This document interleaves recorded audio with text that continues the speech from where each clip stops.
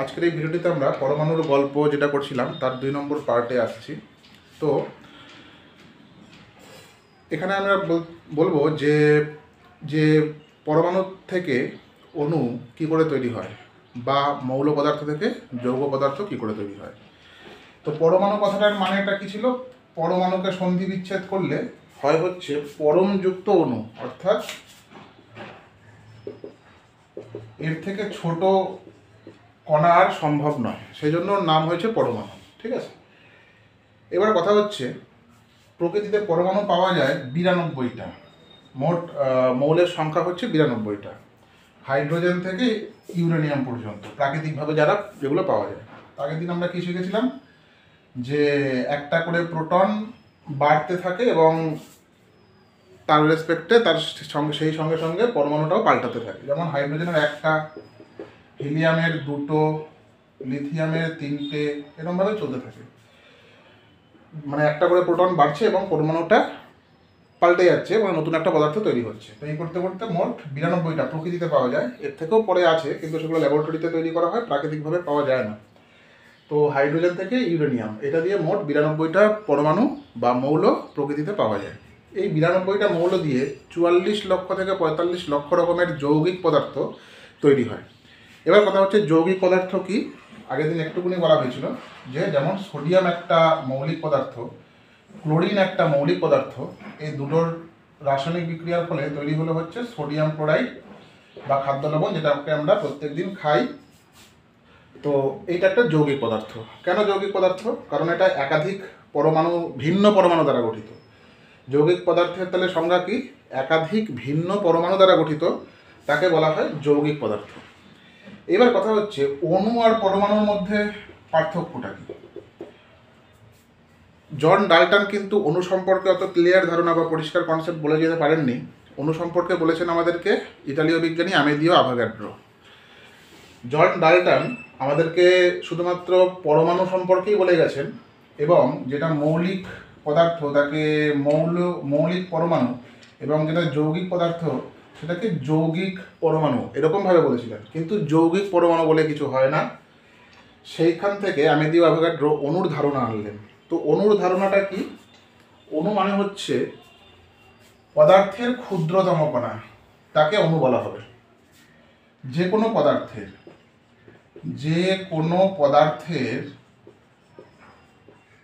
ক্ষুদ্রতম কণা তাকে অণু বলা হবে। যে কোনো পদার্থের ক্ষুদ্রতম কণা মানে কি? যেরকম নাইট্রোজেন হলো N2, ক্ষুদ্রতম কণা যার স্বাধীন সত্তা আছে, যার স্বাধীন সত্তা আছে, তাকে বলা হয় অণু। যেমন N2, H2, O2, CO2, এগুলো সবই হচ্ছে অণু। কারণ কি? সব থেকে ছোট কণা। সোডিয়াম, আয়রন বা লোহা, কপার বা তামা, জিঙ্ক বা Zn, সোনা বা Au, সিলভার বা Ag, আর্জেন্টাম। তো এগুলো হচ্ছে গিয়ে অণু, এগুলো সবই অণু। এবার এখানে একটা কোশ্চেন আসছে যে এখানে নিচে 2 লেখা আছে আর এখানে কিছু লেখা নেই, মানে ব্যাপারটা কি হলো? তাহলে ব্যাপারটা যেটা হলো সেটা হচ্ছে এরা সব থেকে ক্ষুদ্রতম কণা, আবার স্বাধীনভাবেও থাকতে পারে। বেশিরভাগ ধাতু যেগুলো আছে তাদের অণু কণাগুলো আর কি। সেই জন্য এইটা অণু স্বাধীনভাবে আছে বলে সেটাকে আমি অণু বলছি, আর সব থেকে ক্ষুদ্রতম কণা বলে এটাকেই আমরা পরমাণুও বলছি। এটার ক্ষেত্রেও তাই, এটার ক্ষেত্রেও তাই, এটার ক্ষেত্রে সব কণার ক্ষেত্রেই এটা। মানে এরা সব থেকে ছোট কণা, সেই জন্য পরমাণু, আর স্বাধীনভাবে থাকতে পারে, সেই জন্য এরা অণু। নাইট্রোজেনের সব থেকে ছোট কণা কি হবে? একটা নাইট্রোজেন অবশ্যই, তাই এইটা হচ্ছে গিয়ে পরমাণু। তাহলে নাইট্রোজেনের পরমাণু যদি বলে তাহলে লিখতে হবে একটা N, কিন্তু নাইট্রোজেনের অণু বললে এইটা লেখা যাবে না। উত্তর কোশ্চেন হচ্ছে কেন লেখা যাবে না? কারণ এ স্বাধীনভাবে থাকতে পারে না, অর্থাৎ ফাঁকা জায়গা, মানে স্বাধীনভাবে কখনো আমরা এরকম N, একটা নাইট্রোজেন আছে এরকম আমরা দেখতে পারি না। এগুলোও তাই, হাইড্রোজেনও তাই, অক্সিজেনও তাই, ক্লোরিনও তাই।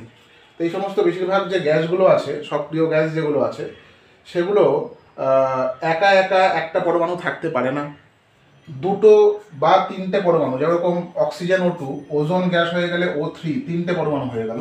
এরা জোটবদ্ধ, অর্থাৎ তিনটে বা ওই দুটো একসাথে থেকে আর কি ও একা রকমভাবে ঘুরে বেড়াতে পারে, মানে তখন অ্যাকচুয়ালি একা থাকলো না যদিও, কিন্তু এই তিনটে মিলে একটা জিনিস হলো, এরকম একটা ব্যাপার আর কি। তো এইটা যখন হলো তখনও স্বাধীনভাবে বিচরণ করতে পারে। তো সেই জন্য তখন এগুলোকে বলা হচ্ছে অণু। তার মানে অণু হতে গেলে স্বাধীন সত্তা হতে হবে। সেই জন্য এগুলো অণুও পরমাণুও। কেন পরমাণু? কেন সব থেকে ছোট কণা বলে। অণু কেন?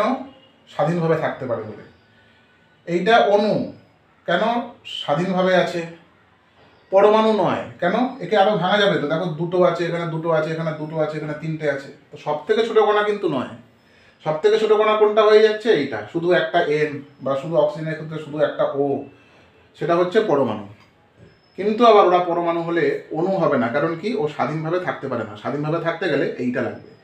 তাহলে এগুলো হচ্ছে অণু আর পরমাণু দুটোই, আর এগুলো হচ্ছে অণু কিন্তু পরমাণু নয়, আর এটা হচ্ছে পরমাণু কিন্তু অণু নয়। এটা হচ্ছে অণু এবং পরমাণুর মধ্যে পার্থক্য। এবার কথা হচ্ছে যে এই যে বিভিন্ন রকম যৌগগুলো তৈরি হয়েছে, আচ্ছা এইটা হচ্ছে কি যৌগিক অণু, মানে কার্বন ডাই অক্সাইড, আর এটা হচ্ছে মৌল অণু। যেটা একটাই পদার্থ দিয়ে তৈরি সেটা হচ্ছে মৌল অণু, যেটা একাধিক পদার্থ দিয়ে তৈরি সেটা হচ্ছে যৌগ অণু। Carbon die oxide, sulphur die oxide, sulphuric acid, যত কিছু আছে এগুলো হচ্ছে সব যৌগ অণু। এবার কথা হচ্ছে এই অণুগুলো তৈরি হলো কি করে? মানে ও একা থাকতে পারছে কেউ, আর একা থাকতে পারছে না, মানে ব্যাপারগুলো কি হচ্ছে নাকি? সেটা হচ্ছে, মনে করে একটা উদাহরণ দিচ্ছি, সোডিয়াম। ওর পরমাণু ক্রমাঙ্ক হচ্ছে 11, মানে 11খানা প্রোটন থাকে, সেটাকে এইভাবে লেখা হয়। তাহলে পরমাণু ক্রমাঙ্ক 11 মানেই হচ্ছে প্রোটন সংখ্যা 15, এই 11, প্রোটন সংখ্যা 11, আর ক্লোরিনের হচ্ছে 17, অর্থাৎ প্রোটন সংখ্যা 17। এইবার এর পারমাণবিক স্ট্রাকচার বা অ্যাটমটা দেখতে কীরকম হবে সেটা নিয়ে আলোচনা করা হচ্ছে। তো 11টা প্রোটন আছে, মানে অ্যাকচুয়ালি 11টা প্রোটন ছড়িয়ে ছিটিয়েভাবে থাকে, তো ওখানে আঁকার অসুবিধা হয়, তো সেই জন্য একবারে 11টা প্রোটন লেখা হয়। 11টা নিউট্রনও থাকে, আর তার মানেই 11টা ইলেকট্রনও থাকবে, কারণ যতগুলো প্লাস ততগুলো মাইনাস, তবে পরমাণুটা নিস্তরিত হয়। তো কীরকমভাবে থাকবে? এরকম কক্ষপথে দুটো প্রথম ইলেকট্রন থাকবে, তার পরের কক্ষপথে 8টা ইলেকট্রন থাকবে,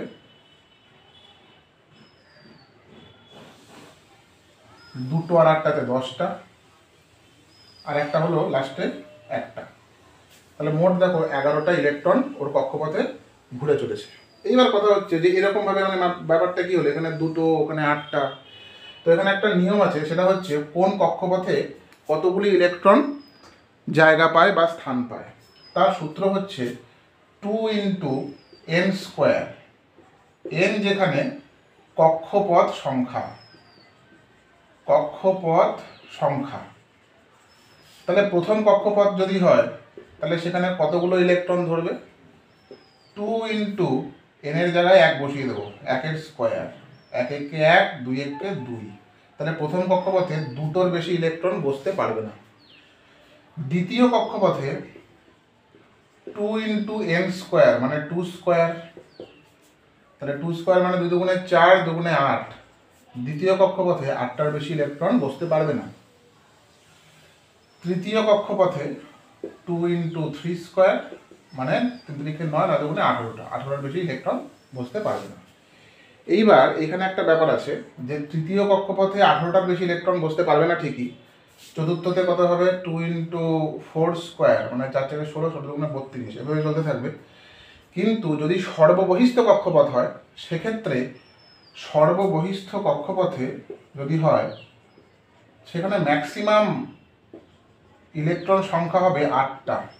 সেটা দ্বিতীয়, তৃতীয় না চতুর্থ আমার দেখার দরকার নেই, শুধু প্রথমটা বাদ দিয়ে, কারণ প্রথমটাতে জায়গাই আছে দুটোর বসার, ওর তার জায়গাই নেই, তাই দুটোর বেশি বসতে পারবেই না প্রথমটাতে। কিন্তু দ্বিতীয় থেকে শুরু করে দ্বিতীয়, তৃতীয়, চতুর্থ, পঞ্চম যা আছে সবকটাতেই 8টা বা 8টার বেশি ইলেকট্রন বসার জায়গা আছে, কিন্তু যদি সেটা সর্ববহিস্থ কক্ষপথ হয় তাহলে সেখানে আর 8টার বেশি ইলেকট্রন বসতে পারে না।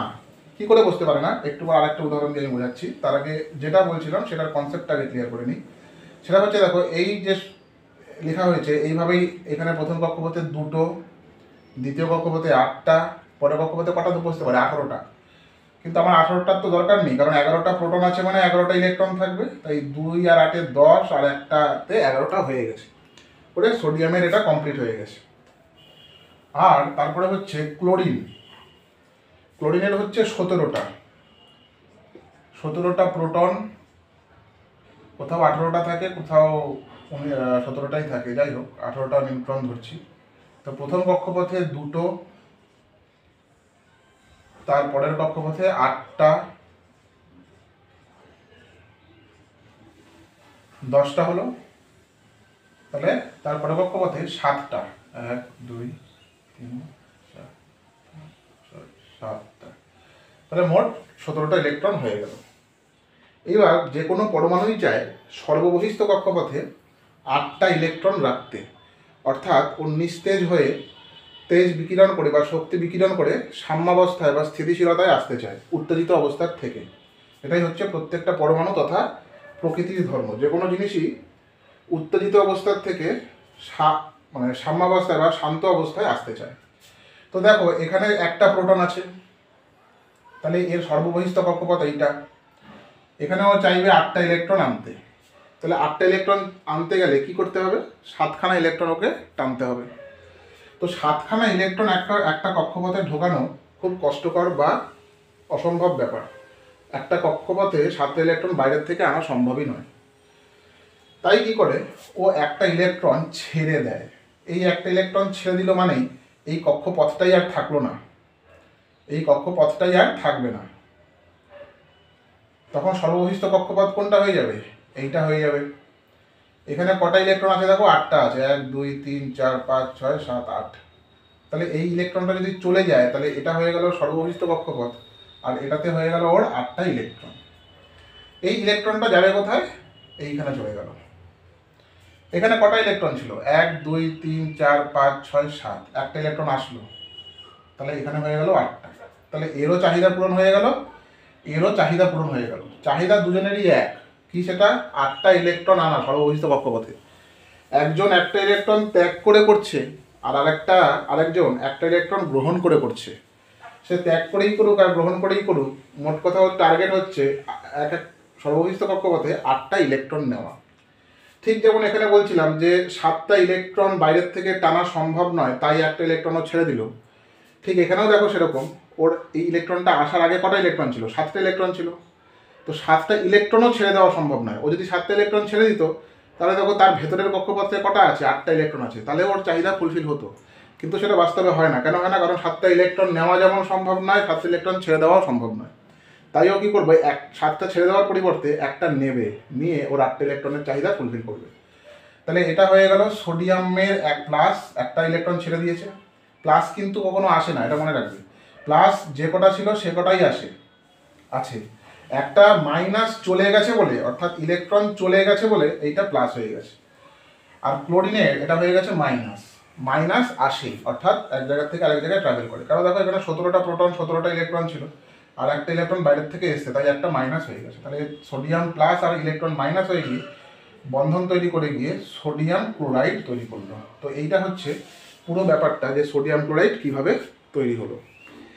এইবার তাহলে কোশ্চেন আসছে হচ্ছে, এবং এখান থেকেই ব্যাপারটা এসছে যোজ্যতা, অর্থাৎ একটা পরমাণু কতগুলো অপর পরমাণুর সাথে যুক্ত হওয়ার ক্ষমতা, সেটাকে বলা হয় তার যোজ্যতা। তাহলে একটা সোডিয়াম একটা ক্লোরিনের সাথে যুক্ত হচ্ছে, তো সোডিয়াম আর ক্লোরিনের দুজনেরই যোজ্যতা 1, তাই।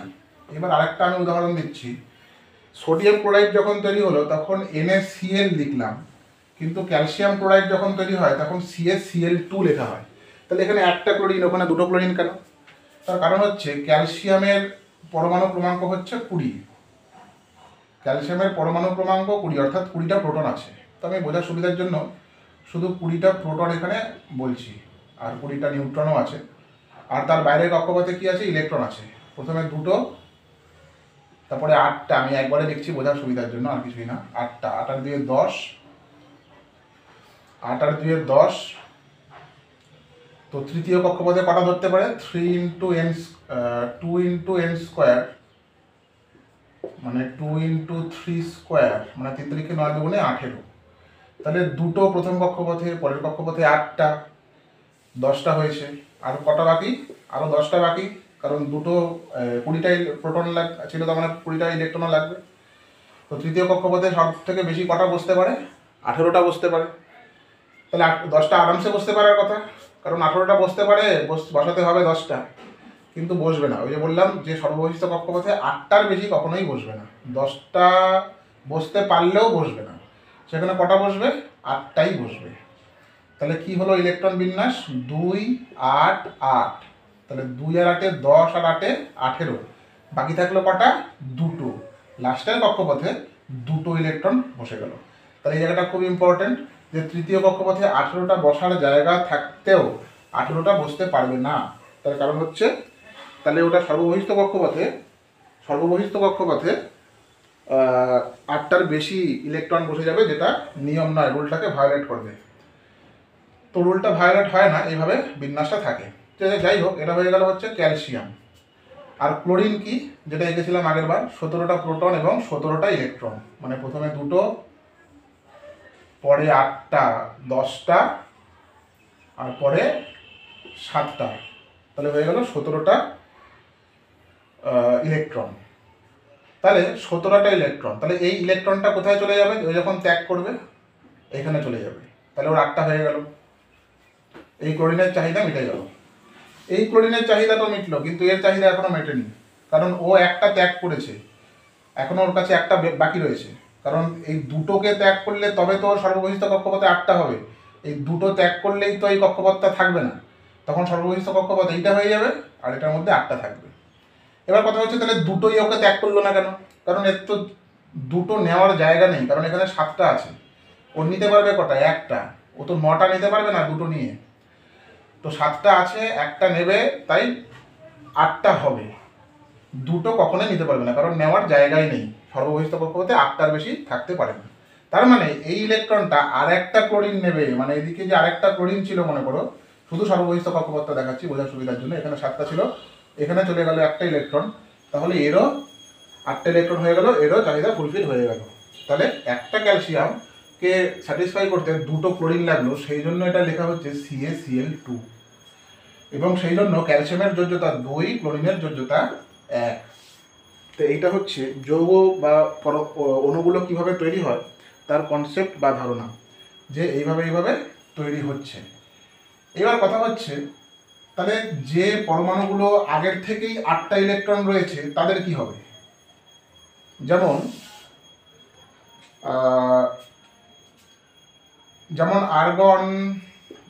আর্গন 18। তাহলে আর্গনের কি হয়? প্রথম কক্ষপথে দুটো,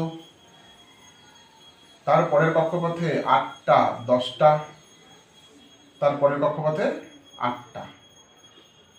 তাহলে দেখো 2 8 আর সর্ববহিষ্ঠ কক্ষপথে 8টা হয়েই বসে আছে। তো সেই জন্য আর্গন কারো কাছ থেকে ইলেকট্রন নেওয়ারও দরকার নেই, কাউকে ইলেকট্রন দেওয়ারও দরকার নেই। সেই জন্য আর্গন একটা নিষ্ক্রিয় গ্যাস। যত কটা গ্যাস আছে, হিলিয়াম, নিয়ন, ক্রিপ্টন, জেনন, আর্গন, রেডন, সবার সর্ববহিষ্ঠ কক্ষপথে ইলেকট্রনের চাহিদা ফুলফিল হয়েই বসে আছে। হিলিয়ামের শুধুমাত্র ব্যতিক্রম কি? ও সর্ববহিষ্ঠ কক্ষপথে দুটো ইলেকট্রন ধরতে পারে। কারণ কি? সূত্রটা 2 × n স্কোয়ার। এটা প্রথম কক্ষপথ, তাহলে 2 × 1 স্কোয়ার, মানে 2 এর কে 2। তাহলে হিলিয়ামে বসতেই পারে দুটো, তাই ওর দুটোর বেশি দরকারও হয় না। তাই হিলিয়ামের হচ্ছে দুটো ইলেকট্রনই হয়ে যাচ্ছে। আর বাকি যত কটা নিষ্ক্রিয় গ্যাস আছে, হিলিয়াম, নিয়ন, ক্রিপ্টন, জেনন, আর্গন, রেডন, তাদের সবারই সর্ববহিষ্ঠ কক্ষপথে 8টা করে ইলেকট্রন থাকে। তাই তারা নিষ্ক্রিয় মৌল বা নিষ্ক্রিয় গ্যাস। ওরা কারোর সাথে কোনো বিক্রিয়া করে না, ইলেকট্রন কাউকে দেওয়ার দরকার নেই, ইলেকট্রন কোথার থেকে নেওয়ারও দরকার নেই। আচ্ছা, এবার আমরা আসছি পরমাণুর ভর এবং পারমাণবিক গুরুত্ব সম্পর্কে। পরমাণুর ভর কথাটার মানে কি? এক একটা প্রোটন আর এক একটা নিউট্রনের যা ভর, তার যোগফল, সেটাই হচ্ছে পরমাণুর ভর। তো এটার থেকে বেশি গুরুত্বপূর্ণ হচ্ছে, এটাকে প্রায় অলমোস্ট 1 AMU ধরা হয়, যদিও একটু বেশি থাকে 1-এর থেকে, কিন্তু ইন জেনারেল 1 ধরা হয় পরমাণুর ভরকে, প্লাস অ্যাটলিস্ট 9-10 অবধি। তো 1 ধরা হয়, একটা প্রোটন এবং একটা নিউট্রনের ভর 1 ধরা হয়। কিন্তু মনে করো তার মানে কার্বনের যে C612 এই পরমাণুটার ভর কত, 12 একক, অর্থাৎ এখানে 6টা প্রোটন এবং 6টা নিউট্রন আছে। তাই কার্বনের যে আরেকটা আইসোটোপ C614, মানে 6টা প্রোটন আছে এবং 8টা নিউট্রন আছে, তার ভর কত, 14 একক। তো এটাকে বলা হয় ভর সংখ্যা, এটাকে বলা হয় পরমাণু ক্রমাঙ্ক। ভর সংখ্যা মানে কি, প্রোটন আর নিউট্রনের যোগফল 1 করে যোগ করে যেটা হয় সেটা হলো ভর সংখ্যা। এর থেকেও গুরুত্বপূর্ণ জিনিস যেটা হলো সেটা হচ্ছে পারমাণবিক গুরুত্ব। পারমাণবিক গুরুত্ব কথাটার মানে কি, পারমাণবিক গুরুত্ব হচ্ছে প্রথম যেটা তৈরি হয়েছিল, এখানে একটু গল্প আছে ছোটোখাটো। সেটা হচ্ছে কোনো একটা পরমাণু হাইড্রোজেন পরমাণুর থেকে যত গুণ ভারী সেটাকে বলা হবে পারমাণবিক গুরুত্ব। মানে পারমাণবিক গুরুত্ব কোনো একটা মৌলের বলে কিছু হয় না, মানে একজনের সাপেক্ষে হাইড্রোজেনকে দিয়ে আমি আরেকটাকে জাস্টিফাই করছি বা ক্যালকুলেট করছি, সেটাকে বলা হচ্ছে পারমাণবিক গুরুত্ব। যে অক্সিজেন পরমাণুটা এত গুণ ভারী, তাহলে অক্সিজেনের পারমাণবিক গুরুত্ব এত।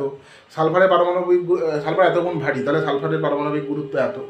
এবার কথা হচ্ছে যে তাহলে বিজ্ঞানীরা কী করে আবিষ্কার করলেন যে কোন পরমাণু হাইড্রোজেনের থেকে কত ভারী বা কত, এটা কি, সেটা হচ্ছে রাসায়নিক বিক্রিয়ার মাধ্যমে। যে হাইড্রোজেনের সাথে মনে করো যখন অক্সিজেনের বিক্রিয়া হচ্ছে H2O, তাহলে কত গ্রাম হাইড্রোজেন লেগেছে, কত গ্রাম অক্সিজেন লেগেছে এবং তারপরে কত গ্রাম জল পেয়েছি, সেখান থেকে অক্সিজেনের পারমাণবিক গুরুত্ব বার করা যাচ্ছে। এবার করতে করতে দেখা গেল যে এরকম বহু মৌল আছে যারা হাইড্রোজেনের সাথে বিক্রিয়াই করে না। তাহলে সেক্ষেত্রে কী করা হলো, তখন অক্সিজেনকে স্ট্যান্ডার্ড স্কেল হিসাবে নেওয়া হলো হাইড্রোজেনের পরিবর্তে। অর্থাৎ অক্সিজেন অন্য কারোর সাথে যে বিক্রিয়াগুলো করছে, যেমন সালফার ডাইঅক্সাইড মনে করো SO2, কার্বন ডাইঅক্সাইড CO2, তো এইখানে যেখানে যে যৌগগুলোর মধ্যে অক্সিজেন আছে সেই যৌগগুলোর থেকে সেই যৌগগুলো ক্যালকুলেশন করে সেখান থেকে বের করা হলো এই যে এদের যে পারমাণবিক গুরুত্ব কত সেইটা। এই করতে করতে দেখা গেল সেখানেও আবার আটকে গেল, কারণ এরকম বহু জিনিস আছে, পরমাণু আছে যাদের সাথে অক্সিজেন বিক্রিয়া প্রায় করে না বললেই চলে। তখন লাস্টে আসলো হচ্ছে কার্বন। তো কার্বনের হচ্ছে এমন একটা পরমাণু যে প্রচুর পরিমাণে বিক্রিয়া করে। একটা উদাহরণ দিলেই বুঝতে পারবে। আমরা কি বললাম প্রথমে, যে প্রকৃতিতে মৌলের সংখ্যা হচ্ছে 92টা, হাইড্রোজেন 1 থেকে শুরু করে ইউরেনিয়াম 92 পর্যন্ত। মাত্র এই 92টা মৌল দিয়ে 50 লক্ষের কাছাকাছি যৌগ তৈরি হয়। এখন সেই সংখ্যাটা আরও বেড়েছে, মানে আমরা যে বইতে পড়েছিলাম তখন লেখা থাকতো 50 লক্ষ, এখনকার বইতে আরও বেশি লেখা থাকে।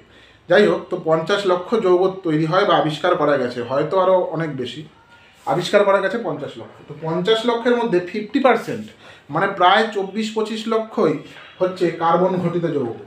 মানে একা কার্বন, ওই 92টা যে মৌল ছিল হাইড্রোজেন থেকে ইউরেনিয়াম পর্যন্ত, হাইড্রোজেন 1 থেকে ইউরেনিয়াম 92 পর্যন্ত, তার মধ্যে মাত্র কার্বন C6 যে সে একাই তৈরি করছে 24-25 লক্ষ রকমের যৌগ, আর বাকিরা সবাই মিলে তৈরি করছে 24-25 লক্ষ রকমের যৌগ।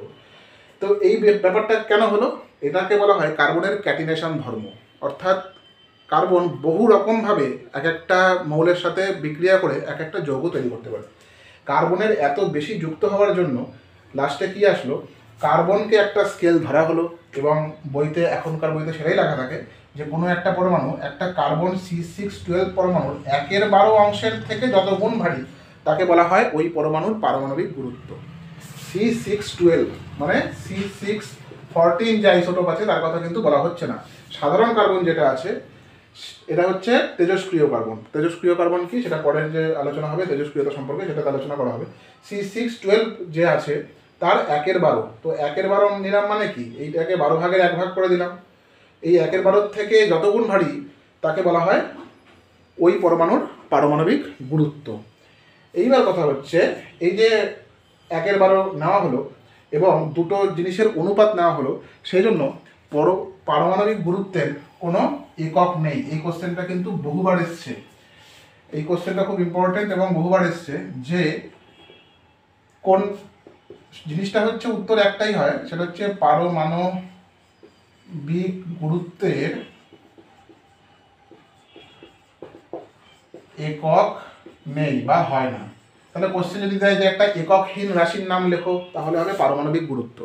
যদি বলে কেন নেই, তার কারণ এটা দুটি রাশির অনুপাত, দুটি একই রাশির, একই রাশি মানে যেমন দৈর্ঘ্য দৈর্ঘ্য একই রাশি, ভর ভর একই রাশি, তো দুটি একই রাশির অনুপাত। তাহলে অনুপাত যখনই করছি তখন যদি আমি গ্রামে করি এত গ্রাম বাই এত গ্রাম, তাহলে অনুপাত করলে কি হলো, গ্রাম গ্রাম কেটে গেল, অর্থাৎ ওর কোনো একক থাকলো না, তাই পারমাণবিক গুরুত্বের একক নেই। এখানে আরও একটা কোশ্চেন আসে ইম্পর্টেন্ট, সেটা বলে আজকের ভিডিওটা শেষ করছি। সেটা হচ্ছে পারমাণবিক গুরুত্ব ভগ্নাংশ হয় কেন? অর্থাৎ যেমন ভর সংখ্যা কখনো ভগ্নাংশে হয় না, যেমন কার্বন C612 বলছি, অক্সিজেনের 8টা প্রোটন 8টা নিউট্রন মানে 16, এখানে কখনো 12.5 16.5 বা 16.2/3 এরকম কখনো হয় না। এটা পূর্ণ সংখ্যা বা ইংরেজিতে যাকে বলা হয় ইন্টিজার, তাতে হয়। কিন্তু পারমাণবিক গুরুত্ব হচ্ছে ভর দশমিকে হয় বা ভগ্নাংশে হয়। তার কারণ কি? তার কারণ হচ্ছে পারমাণবিক গুরুত্ব যেটা, সেটা একটা অ্যাভারেজ নেওয়া হয়। যেমন ক্লোরিন 1735 আর ক্লোরিন